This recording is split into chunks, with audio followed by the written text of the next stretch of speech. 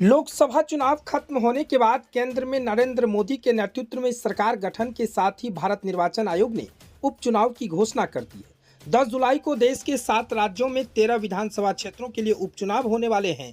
ऐसे में अब विधानसभा क्षेत्रों के उपचुनाव होने वाले हैं, जिसमें बिहार की रुपौली विधानसभा सीट भी शामिल है। ये सीट बीमा भारती के इस्तीफे के कारण खाली हुई थी। लोकसभा चुनाव 2024 में पूर्णिया से चुनाव लड़ने के लिए उन्होंने रुपौली विधानसभा से इस्तीफा दे दिया था। लालू यादव के आशीर्वाद और तेजस्वी यादव के सहयोग से बीमा भारती मैदान में उतरी थी, लेकिन निर्दलीय प्रत्याशी के रूप में चुनावी मैदान में उतरकर और इस तरह से साबित कर दिया कि क्या होता है। लेकिन निर्दलीय प्रत्याशी के रूप में पप्पू यादव की जीत हुई और बीमा भारती की जमानत जब्त हो गई। माना जा रहा है कि बीमा भारती रुपौली सीट पर खोई हुई विधायकी को फिर से हासिल करने के लिए अपना भाग्य आजमाएगी। वह इस सीट से 5 बार विधायक रह चुकी है।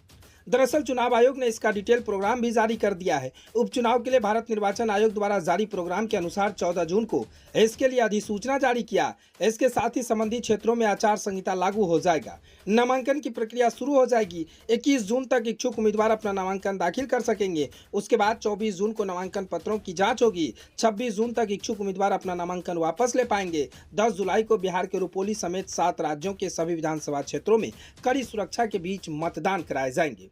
भारत निर्वाचन आयोग से मिली जानकारी के अनुसार 13 जुलाई को सभी विधानसभा क्षेत्रों के संबंधित मतगणना स्थलों पर वोटों की गिनती की जाएगी और काउंटिंग पूरी होने के बाद हार जीत के नतीजे घोषित कर दिए जाएंगे। निर्वाचन आयोग ने बताया कि 15 जुलाई को उपचुनाव की प्रक्रिया संपन्न हो जाएगी और आचार संहिता की म्याद पूरी हो जाएगी। सबसे पहले 2000 में निर्दलीय उम्मीदवार के रूप में उन्होंने जीत दर्ज किया। 2005 में विधानसभा चुनाव में लोक जनशक्ति पार्टी के शंकर सिंह यहां से विधायक बने, लेकिन 2005 के उपचुनाव में राजद के उम्मीदवार के तौर पर बीमा भारती ने रुपौली सीट पर कब्जा कर लिया। 2010 के विधानसभा चुनाव के समय और राजद छोड़कर जदयू में आ गई। उसके बाद लगातार 2020 तक चुनाव जीतती रही, लेकिन 2023 में जब नीतीश कुमार ने राजद को छोड़कर बीजेपी के साथ सरकार बनाई तो उसके फ्लोर टेस्ट के समय ही बीमा भारती ने जेडीयू का साथ छोड़ दिया।